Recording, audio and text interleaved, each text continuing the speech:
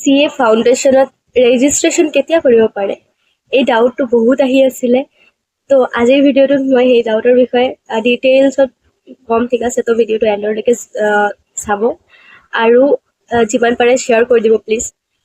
বহুতৰে ডাউটটো আছে, সেইবাবে মই ভিডিঅ'টো বনাই আছোঁ, ঠিক আছে? তো CA ফাউণ্ডেশ্যনৰ কাৰণে যদি আপোনালোকে ৰেজিষ্ট্ৰেশ্যন কৰিব বিচাৰিছে, এতিয়া আপুনি 12 পাছ কৰিছে, তো তেনেহ'লে আপোনালোকে যদি এতিয়া ৰেজিষ্ট্ৰেশ্যন কৰে, মানে ৰেজিষ্ট্ৰেশ্যনটো আপুনি গোটেই বছৰত যেতিয়াও কৰিব পাৰে, আপুনি এতিয়াও কৰিব পাৰে, কালিও কৰিব পাৰে, পৰহিও কৰিব পাৰে, এনেকুৱা নহয় যে স্পেচিফিক ডেট আছে কৰিব লাগিব, ঠিক আছে? যেতিয়াও কৰিব পাৰে। কিন্তু কথাটো হ'ল যে আপোনালোকে যদি আজি ৰেজিষ্ট্ৰেশ্যন কৰে তেনেহ'লে এক্সামটো কেতিয়া দিব পাৰিব, ঠিক আছে? সেইটোৰ টাইম পিৰিয়ড থাকে।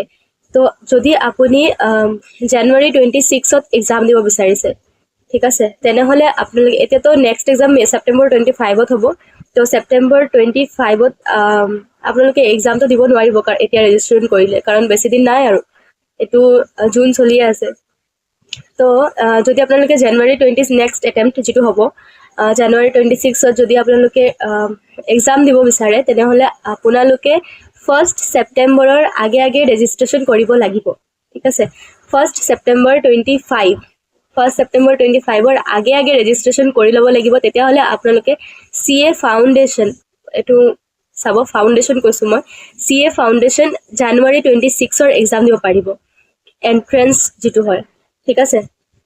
আৰু নেক্সট যদি আপোনালোকে ডাইৰেক্ট এণ্ট্ৰি কৰিব বিচাৰে, মানে CA ইণ্টাৰমিডিয়েটত ডাইৰেক্ট ৰেজিষ্ট্ৰেশ্যন কৰিব বিচাৰে, তো CA ইণ্টাৰমিডিয়েটৰ কাৰণে ডাইৰেক্ট হওক বা ডাইৰেক্ট এণ্ট্ৰি হওক বা ফাউণ্ডেশ্যন ৰুটৰ পৰাই হওক, যদি মানে কি 3টা ষ্টেপ থাকে ন, CA ফাউণ্ডেশ্যন, ইণ্টাৰমিডিয়েট আৰু ফাইনেল, তো 3টাতে আপোনালোকে এতিয়া ফাউণ্ডেশ্যনৰ এক্সাম দি দিলে, খতম হ'ল, তাৰপিছত আপোনালোকে আকৌ ইণ্টাৰৰ কাৰণে ৰেজিষ্ট্ৰেশ্যন কৰিব লাগিব, সেইটোৰ ফৰ্ম ফিল আপ কৰিব লাগিব, এক্সাম দিব লাগিব, ছেইম প্ৰচেছ আকৌ ফাইনেলত ৰেজিষ্ট্ৰেশ্যন কৰিব লাগিব, এক্সাম ফৰ্ম ফিল আপ কৰিব লাগিব, তাৰপিছত এক্সাম দিব পাৰিব ন। তো যদি আপোনালোকে ইণ্টাৰমিডিয়েট ৰেজিষ্ট্ৰেশ্যন কৰিব বিচাৰে, তেনেহ'লে ইণ্টাৰমিডিয়েটৰ এক্সাম দিবৰ কাৰণে মাজতে ষ্টাডি পিৰিয়ড 8 মাহৰ থাকিব লাগে, 8 months গেপ থাকিব লাগে। আপোনাৰ ৰেজিষ্ট্ৰেশ্যনৰ পৰা এক্সাম পিৰিয়ডলৈকে, ডেটলৈকে আপোনালোকৰ 8 monthৰ এটা গেপ থাকিব লাগে, ষ্টাডি পিৰিয়ড থাকিব লাগে। তো যদি আপোনালোকে এতিয়া ৰেজিষ্ট্ৰেশ্যন কৰে, 1 জানুৱাৰী 2026ৰ আগে আগে যদি ৰেজিষ্ট্ৰেশ্যন কৰে, ঠিক আছে, ৰেজিষ্ট্ৰেশ্যনৰ কথা কৈছোঁ, কৰে, তেতিয়াহ'লে আপোনালোকে মে 26ৰ এক্সাম দিব পাৰিব।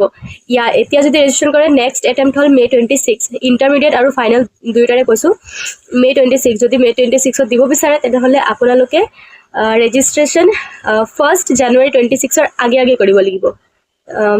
চ' আৰু যদি কিবা ডাউট থাকে প্লিজ কমেণ্ট কৰি দিব।